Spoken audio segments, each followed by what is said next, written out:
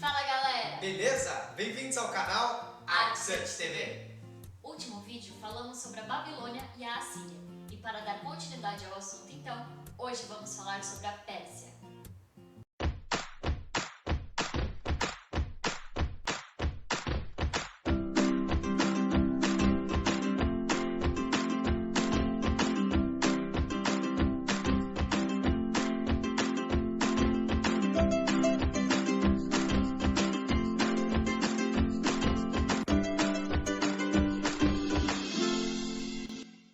Depois do Império Assírio, a região que vai da Ásia Central, norte da África e parte da Europa ficou dividido em pequenos reinos. Por volta de 700 a.C., essas regiões foram unificadas por Aquemenes, que criou uma dinastia.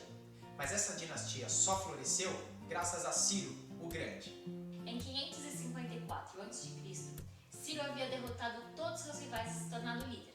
Agora ele queria dominar o mundo. Mas para erguer um império, ele precisaria construir uma capital à altura de seu poder. Em 550 a.C., Ciro resolve fazer uma das grandes obras de engenharia da antiguidade, a primeira capital do Império Persa, em Passárgada, onde hoje é o Irã.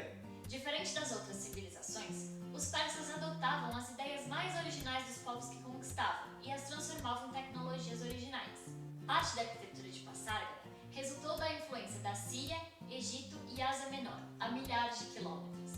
A principal atração de Passárgada eram seus dois magníficos palácios, rodeados por parques e jardins. Entre eles, os primeiros paraísos de que temos notícias. Jardins persas de 4 quarteirões, com 1000 metros de canais de calcário talhado, projetados para que suas águas entrassem em tanques a cada 16 metros. O paraíso de Passárgada inspiraram os mais soberbos jardins nos 2000 anos seguintes. Enquanto Passárgada era construído, Ciro acrescentava um reino após o outro aos seus domínios. Ele era um rei bastante diferente. Ele se recusava a escravizar os novos súditos. Esse era um conceito revolucionário no mundo antigo. Antes, porém, de lançar sua campanha, que tornaria a Pérsia uma das superpotências da antiguidade, Ciro o Grande morreu em combate no ano de 530 a.C. Quando Ciro morreu, o Império Persa tinha 3 capitais: Babilônia, Susa e Ecbatana. Mas ele decidiu ser sepultado na cidade que criou, Passárgada, em um túmulo que espelhava sua humildade, pois era muito simples, sem adorno nenhum, e que continuou muito bem conservado 25 séculos depois. Os engenheiros de Ciro construíram seu túmulo no formato de estruturas ocidentais de pedras simples, mas pesadas. Começaram com grandes blocos retangulares, usando rampas e roldanas para erguer o túmulo até a altura de 11 metros. Durante 30 anos, nenhuma potência foi capaz de desafiar Ciro o Grande. Mas agora, com seu trono vago, o mundo antigo mergulhou no caos. Até que um primo distante de Ciro, Dario, dominou o trono persa. O império estava seguro em suas mãos. Foi o maior dos reis persas e um dos maiores construtores de todos os tempos. Dario começou reconstruindo a capital Susa com grandes novos palácios revestidos de cerâmica. Mas o novo rei da Pérsia queria uma capital só sua. Por isso, em 518 a.C., ele planejava um grandioso projeto para sua cidade. Situada próxima à moderna cidade de Shiraz, a cidade ficaria conhecida como Persépolis. Em grego, cidade dos persas. Todos os palácios erguiam-se de uma vasta plataforma de pedra, projetada para enfatizar a estatura do império. O terraço era imenso, mais de 125.000 metros quadrados, e eles tiveram que modificar a paisagem. Seus engenheiros tiveram que nivelar a área e construir uma muralha para retê-la.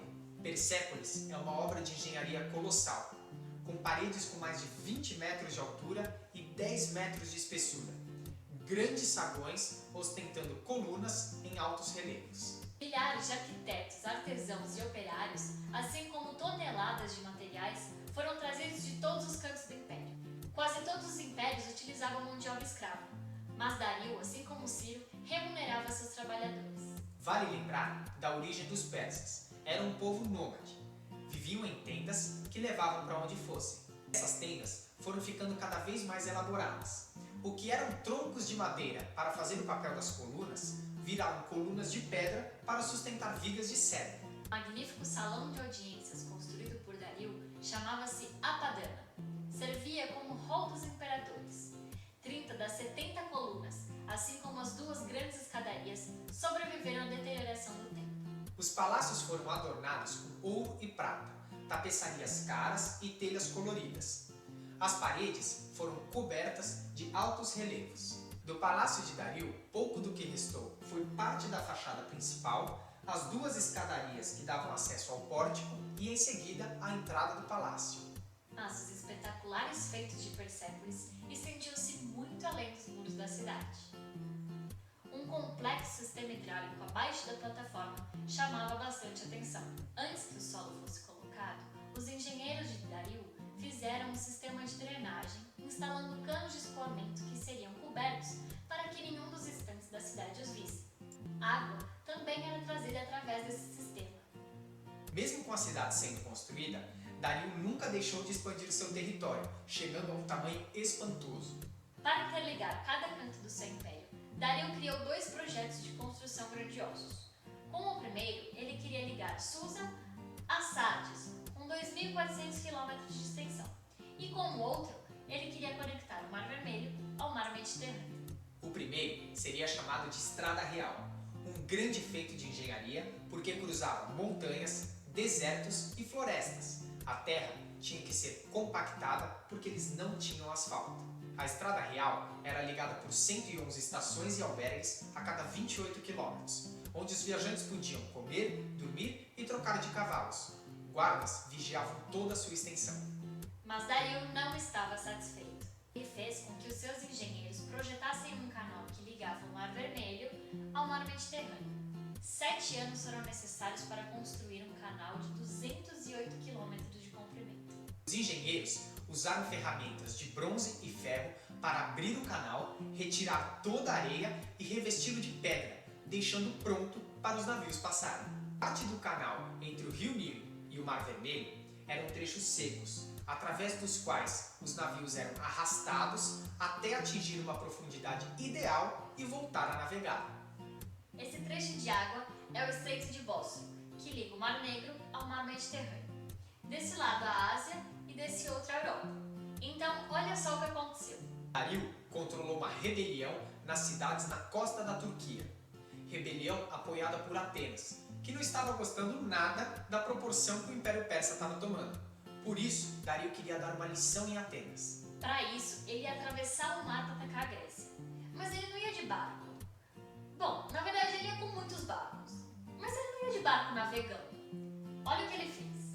Ele alinhou os barcos de um lado até o outro, utilizando eles como alicerces para construir em cima uma estrada por onde 70.000 homens atravessariam da Ásia para a Europa.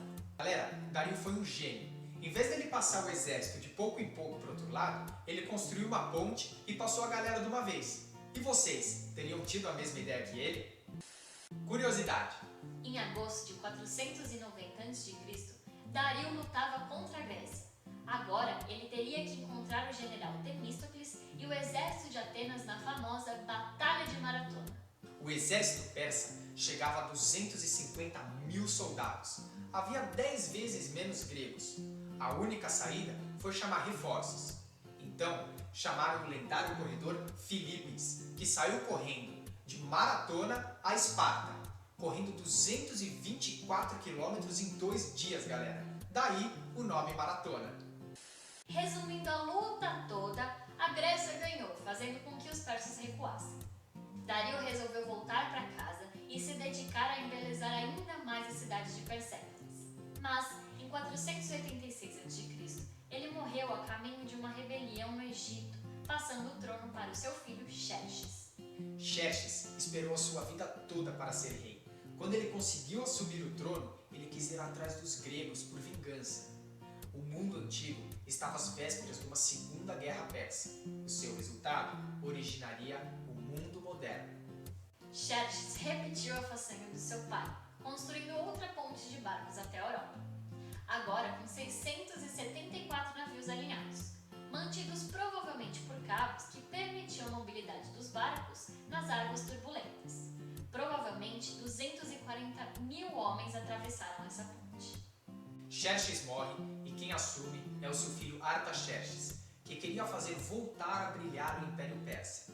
retomando um projeto ambicioso de seu avô Dario. 4 décadas após ser iniciada, Persépolis, a soberba capital, ainda estava em construção.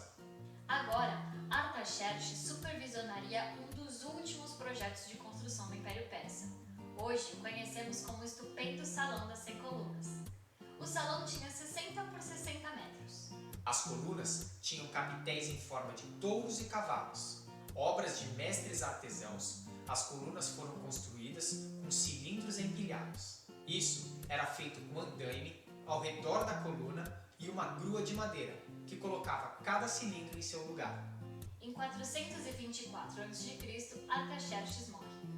80 anos de lutas foram travadas.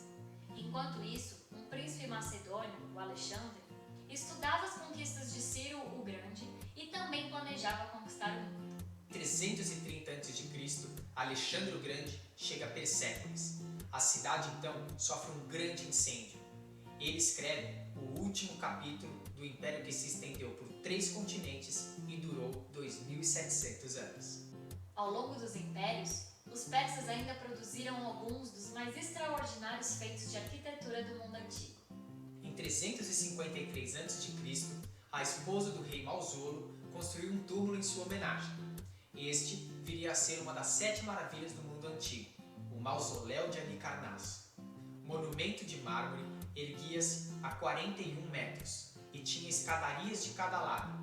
O teto era em forma de pirâmide.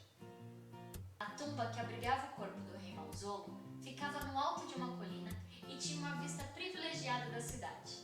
Outro tipo de túmulo persa eram os escavados na rocha, com as fachadas esculpidas nos morros. Como exemplo dessa arquitetura, temos o túmulo de Dario, que tem a sua fachada em cruz, esculpida na rocha, com pórticos e colunas. Como toda grande civilização, a Pérsia inspira a arquitetura que se segue. Mais de 25 séculos depois, o túmulo do presidente americano Ulysses Grant, em Nova York, seria inspirado no Mausoléu de Halicarnasso. Colunas e outros elementos no estilo aquemênida são encontrados no paisagismo e na decoração do Darush Grand Hotel, na ilha de Kish. A fachada da estação ferroviária de Shiraz recria a moldura das portas e janelas do Palácio de Dario. Como sempre, as civilizações antigas impressionam e tem muito para ensinar pra gente. Se tem, e o ArcSearch TV também.